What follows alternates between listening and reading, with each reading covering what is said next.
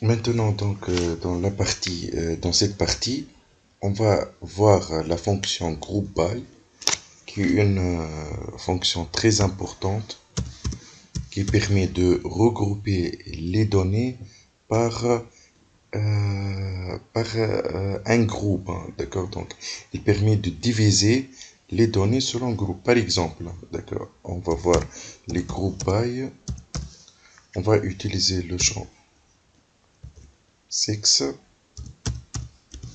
d'accord? Donc, point min, par exemple, on va appliquer la fonction moyenne. Donc, si vous exécutez, par exemple, vous pouvez voir la moyenne des âges des femmes, c'est à peu près 28,68 et l'autre c'est 30,58. Par exemple, 75% des femmes ont survécu, hein, d'accord, tandis que 20% des hommes, d'accord. Donc, elle permet de donner le pourcentage des femmes, la moyenne des âges qui ont survécu. Par exemple, ici, on va ajouter le P-class, par exemple. D'accord. Donc, on va ajouter un autre type de données. Le P-class, j'exécute. D'accord. Donc, vous voyez, dans 96% des femmes ont survécu qui voyageaient dans la classe 1, pendant que 47% des femmes qui voyageaient dans la classe 3 ont survécu, hein. Des femmes, hein, 47% des femmes qui se trouvent dans la classe 3. Par exemple, les hommes qui voyageaient en classe 3, à peu près 17%, d'accord, ont survécu, tandis que qui voyageaient dans la classe 2, il y avait 14%. Et celui-là, c'est la moyenne des âges, bien sûr, hein, d'accord. Maintenant, on va passer à une autre partie. Comment on peut, par exemple, appliquer, on peut consulter uniquement une partie des données. Comment on peut filtrer les données. Donc, par exemple, on va écrire data, donc âge, de l'attribut âge. Juste, on va prendre les 10 premiers, d'accord, donc de 0 à 10.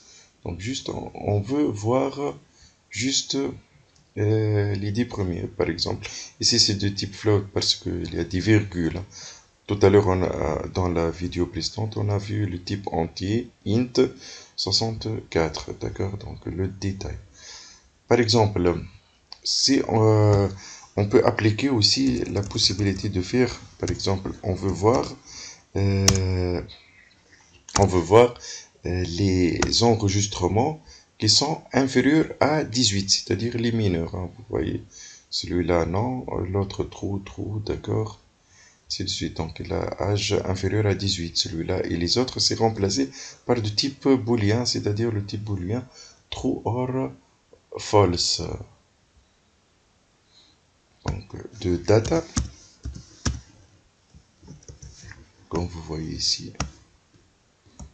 Donc, ces propriétés-là sont très importantes pour analyser les données.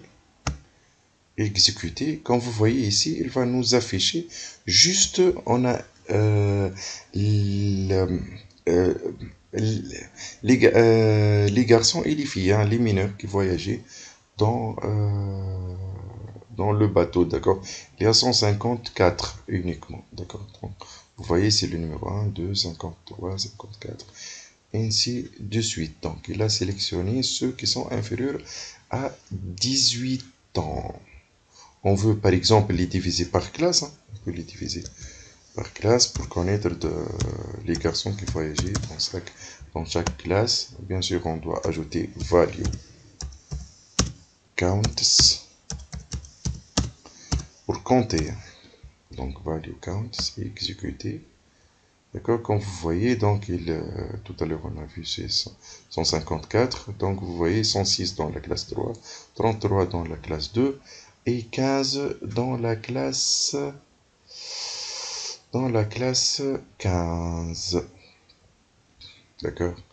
Donc, par exemple, maintenant, on veut voir le pourcentage des garçons qui ont survécu. Groupe by, donc classe. C'est pas value count. Donc, on va mettre min.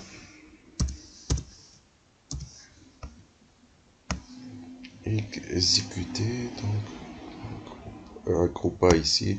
J'ai oublié les parenthèses, bien sûr. D'accord. Exécuter. Donc, vous voyez ici, bon, 86% qui voyagent dans la classe 1 ont survécu, 87 ou 88% 10 garçons qui voyagent dans la classe 2, et seulement 36% qui voyageaient dans la classe 3, d'accord? Donc, on peut les diviser aussi, par exemple, pour connaître par sexe, d'accord?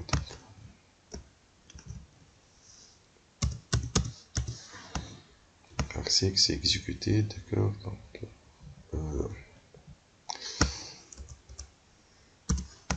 par sexe. Donc vous voyez ici qui voyage dans la classe 1 87%, ont survécu 85%. Qui fait que voyager dans la classe 2 c'était 100%. Et, et les garçons donc 73%.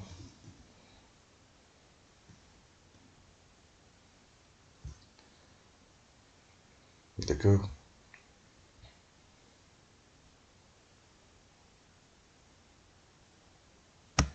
Donc on peut voir, on peut analyser les données. Par exemple, on va garder juste les sexes. Donc d'accord. Donc 70% des filles qui voyageaient dans 70% qui voyageaient dans le bateau ont survécu et seulement 40% des garçons qui voyageaient dans le bateau ont survécu. Merci pour votre attention.